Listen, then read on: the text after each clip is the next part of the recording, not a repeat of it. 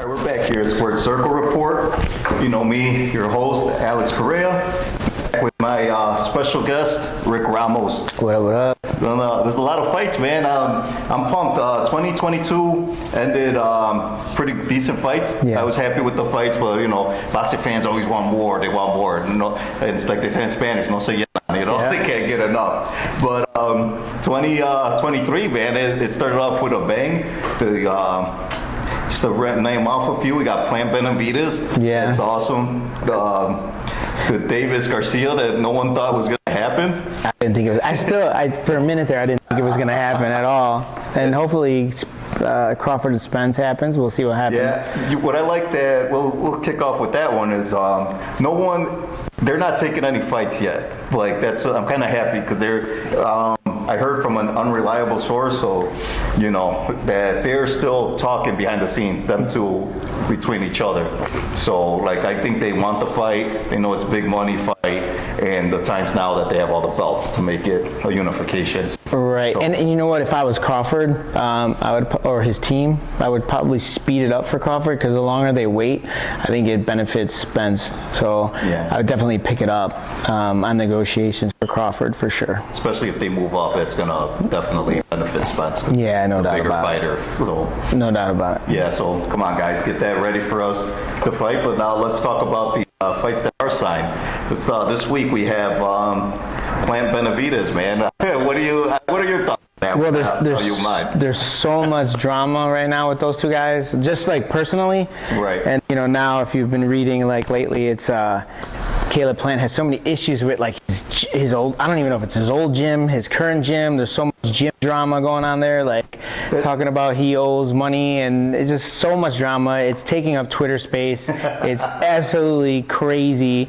If that gym owner was, I don't even know the name of the gym, which is shame on him. It's City Boxing Athletic. Well, there you go. So you just plugged them. So like they should get more plugs than that guy who says he can't pay his rent at that, whoever owns that gym, like he should be paying his rent because there's a lot of drama about that gym. So he should be getting a lot of press about it. So yeah, that's Armin, man. Yeah, it's crazy. He they said that was old footage from when he was training for Darrell. Maybe. So because now Plant's at DLX, he's training out of there. That's what I seen all the footage from. So I guess they parted their ways and couldn't come crazy. to it. But it's been like nonstop all over Twitter, and I just don't want him to be distracted. You know, I don't think he's gonna pull off the victory. I'm gonna have to go with Benavidez. I think Caleb Plant wins the first 4 out of 6 rounds, but then I think Benavidez comes on strong late and stops Caleb Plant. Just very much just like the Canelo Alvarez fight. That's what I think is how it's going to play out the same way. Okay, I'm going opposite on you on that one. Benavidez is the favorite, obviously, the heavier puncher, and I'm leaning towards Plant because I like both fighters. This is what I love boxing. You know, you got an interest in both fighters, they're both fighting each other, and you just made the best man win. Right. But I'm picking on Plant. Just his style, he moves a lot. Not to Benavidez's fault, but his resume isn't that strong. I don't think he fought anyone that's that slick as Plant. And then also, Plant's been under the lights. Like, he fought under the lights already. He's been through all the press conferences. Like, this is the weigh-ins. Like, this isn't new to him now. Right. Those are really good points. The only difference is, Caleb, I mean, it's easy to go to a fight and lose it. So Caleb Plant has not been successful in those big moments except for the Darrell fight. And Darrell's a bit old. I mean, he's a bit shot. He's a bit old. So, I mean, that wasn't as big of a win in my eyes as it is for most people. Darrell's been around a minute. He's got a lot of miles on him. So that wasn't as big of a fight for me. That's what should have happened. So sometimes when a fighter does what he's supposed to do, he gets confused with it being bigger than it was. You know what I'm saying? I hear what you're saying. Yeah, for sure. And I think Benavidez is gonna. This is his big fight. You don't think how do I say this? Like, you've seen the press conference, obviously. Yeah. Do You don't think, like, he just seemed like a lot of, like, nervous energy, too much shit talking, like, it's, you know, I know there's beef there and everything, but it just, like, I mean, he's reading off the phone, like, you know what I'm saying? It's like, crazy. it just, like, it didn't seem right. Like, he seemed off a little bit. Well, definitely, and you know what? We both don't know, like, what's really going on behind the scenes. I know Benavidez, his father, you know, I talked to him here and there on Instagram. Benavidez, his father is, you know, he's got his own opinions, and, you know, I respect his opinions, and, you know, he might be coaching his son through those moments, and there might be confusion there, or his son, this is, like you said, this might be, the stage might be too big for him, or he might be getting calls from his management, like, hey, make sure you say this, make sure you say that. I don't know, but it does happen. You know, there's times where we were in big fights, Jessica and I, and Eddie Hearn's texting me, like, hey, don't be afraid to open up your mouth, like, run your mouth, we need to sell tickets, kind of shit. So you might be getting a call from the tower, from the mothership, like, to act a certain way, and it might not be his style, so he's just trying to get through it, but I understand it, for sure. Got you. Like I said, I'm a fan of both of them. I'm happy to see it, and we'll see, man. I mean, the best man win. Yeah, and I just want to say, I like Caleb Plant. You know, he looks like a good dude. He was at my gym in probably 2013, 2014, Caleb Plant was at my gym. He fought in Chicago. I don't know if he fought, but someone on his team fought, or he might have fought. I don't remember. It was a long time ago. He said he fought, but he just named a couple cities that he fought in, and Chicago was one. Okay, yeah, then he did fight here, but that was early in his career. He was at my gym. They did a public workout at my gym. He was there. He was a nice guy. His father was a nice guy. His father was a little bit more involved back then. And his dad's still involved right now. He's still on the team, yeah. Yeah, but I feel like I don't hear enough from the dad, and sometimes that's a good thing. He led his guys. He's to a great man now. Yeah. He's his head trainer. Yeah, that's good. That's good. I'm excited for that fight. It's going to be badass, for sure. The other one I wanted to talk to you is Tank Davis and Ryan. Like, the thing that came out of nowhere is that the catch weight, the rehydration clause. Like, I was never a fan of the rehydration clause, and that's what used to turn me off with Canelo. When he was with Golden Boy, he was big on the rehydration clause, the catch weights, and it's just like, dude, there's weight classes. Like, I know you're the A side, and he just, I thought he used that when he didn't have to. Like, he would, in my opinion, he would have won the fights anyways. Right. So it just took away from the win, in my eyes. But other people, at the end of the day, they look at that box rec, they see the W, and maybe that's all that matters. That's very, very true. But I think this is the key, right? Like, I think if you're gonna have someone sign, you know, a rehydration clause, I think they should also sign a disclosure agreement. Like, I don't think that they should even talk about it. I think if the promoters were a little bit more on their cue, I definitely think they should make sure that no one finds out about it, because I just think it dilutes the victory. You know, it could, it gives boxing issues, right? So, I mean, Floyd Mayweather was the king about it. You didn't hear it as much from Floyd because usually Floyd put that in his contracts, and Al Heyman, there's this different level of people that he was working with. But, you know, again, I think it does dilute victory a bit, not a lot, but a little bit. You know, you kind of question, like, but on the flip side of it, it's smart business, right? So I see both sides of it, for sure, but I definitely think they should probably sweep that underneath the rug a little bit better. Yeah, we don't need to be that taking up Twitter space. Like, it's just like, it's ridiculous. But, I mean, because it's almost like the B side, which would be Ryan Garcia in this case, you know, already has a built-in excuse in case if anything goes bad. Right. You know what I mean? Yeah, so why give it to him? Right, and definitely, I'm sure Ryan and Goosen and every Oscar, they all know that they could use that as a ploy to be like, oh, we lost. If he loses, I don't think he will, but if he loses, he could say, well, the rehydration clause was why. It just puts doubt, in my opinion, in the fighter's head already before he gets in the ring. I don't like it. Okay, and like you said, you're picking at this moment right. Yeah, well, here's what I'll say. Okay. I have to say this. I'll say this. I think if Ryan doesn't knock out Tank in the first 6 rounds, I think Tank beats him. Okay. But I think you're going to see a firefight. I don't know. I don't see Ryan losing. He's too big, too quick, and I know Tank punches very hard. He's gonna have a problem getting in with Ryan's speed. And I don't think Tank's ever fought anybody with this kind of speed. No, like everyone's comparing Ryan with Barrios. Yeah.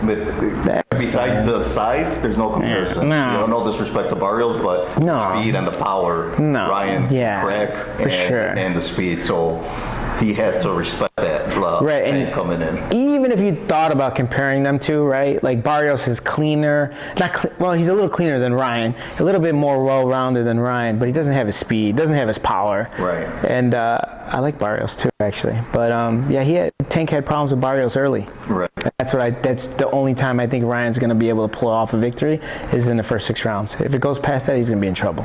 Gonna be in trouble. For sure. Like, because Rolly, when Tank fought Rolly, same thing. Rolly won about every round. Yeah. Until he got him out of there. So, but I don't know, like, Tank's kind of like Mayweather, like takes all the data in, like kind of figures out the guys, and then but Floyd didn't take so many rounds off. He would maybe 2 to 3, and then right. He kept them closer for sure. Yeah. And the other thing too is I don't think Tank's making the decisions. I think it's El Heyman.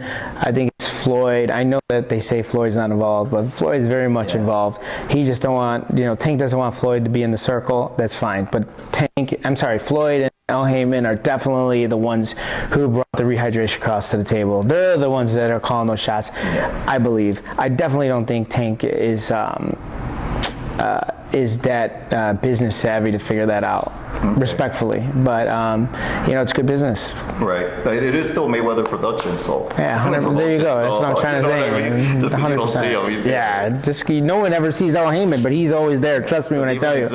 Yeah, exactly. That's what they're saying. Exactly, No, so, okay. I don't know, man. I'm back and forth, like, same reason as you with the length, the speed, and the power of Ryan.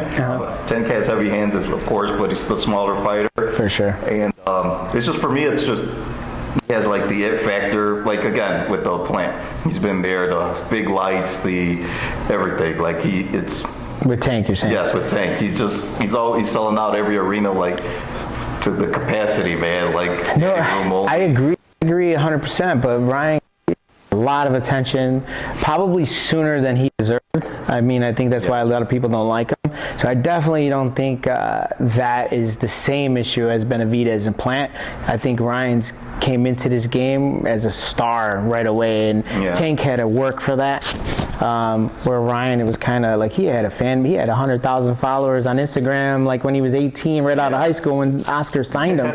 So he was already moving. So it's good to see. It would be good for me, like to see Ryan make it. Ryan, I don't think a lot of people know this. Ryan Garcia and his family are originally from Chicago. Oh no! I did not know that. Yeah. So shout out to Ryan and his family because they're definitely from the area. We're claiming them. Yeah, for sure. For sure. If he's not, no, he is from the area. I actually don't think it's Chicago, but like a suburb of Chicago. But he's from the area for sure. Midwest. Yeah, for sure. All right. Well, I'm looking forward to it. It's sold out in 5 minutes or whatever. Yeah. I hope these guys get together, get a nice undercard because the world will be watching, and bring boxing back. This year's gonna catapult it.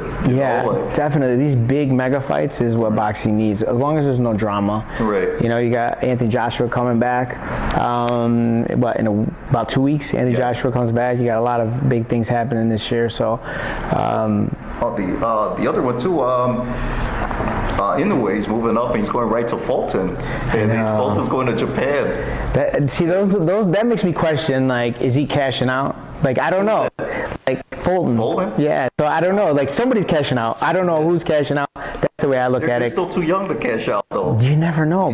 That's the thing. You don't know what's going on behind the scenes. Someone might be like, you know what? I'm just going to go to college, whatever. Or you might just say, you know what? Boxing's too for me. It's not for me. It's too stressful. Let me just try for a big one. And if I don't win, I'm out. Okay. And besides the Plant Benavidez, the other 2 fights, they're different promoters.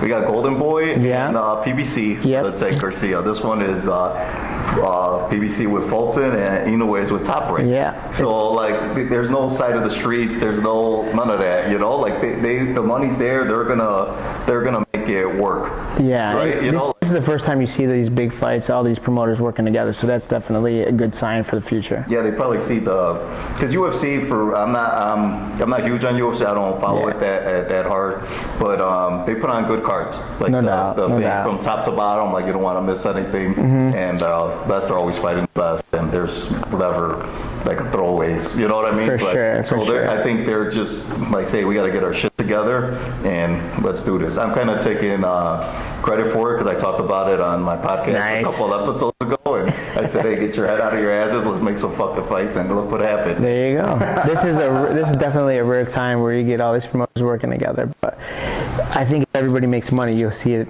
continuously happening. Right. But we'll see. Yeah, and another news, Don King is back, man. So throw another promoter in there, and well, I mean, I'm not 100% sure Don King officially left, but every time I see a promoter sign, a fighter sign with Don King, it always makes me nervous for them. You know, you see him sign a bunch of people, and then all of a sudden these fighters disappear. Right. You know, I don't know if he shelves them. I don't know if the money ain't right. It's just really weird, and I hope Adrian Broner comes back. I hope, you know. I don't see it. I don't know if he'll ever fight. He needs to be out there quick because he's on the downside, on the other side now. Yeah, and I would have stayed with Eddie Hearn. I would have asked for like tune-up fights to get me back in the game if I was Adrian Broner. Don King, I don't even know what networks he works for. I don't know. It's just really weird. I don't know. I'm not too sure, but I mean, I'm sure we'll hear something. You know, hopefully soon. I'm sure he'll be posted. And shout out to Broner. Hopefully he gets his back together too, and Midwest fighter, and comes back, and hopefully he makes some money again. Yeah, hopefully. Yeah. All right. Well, thanks again, Rick, for stopping by. Anytime. Let's enjoy these fights. Yep, for sure. All right.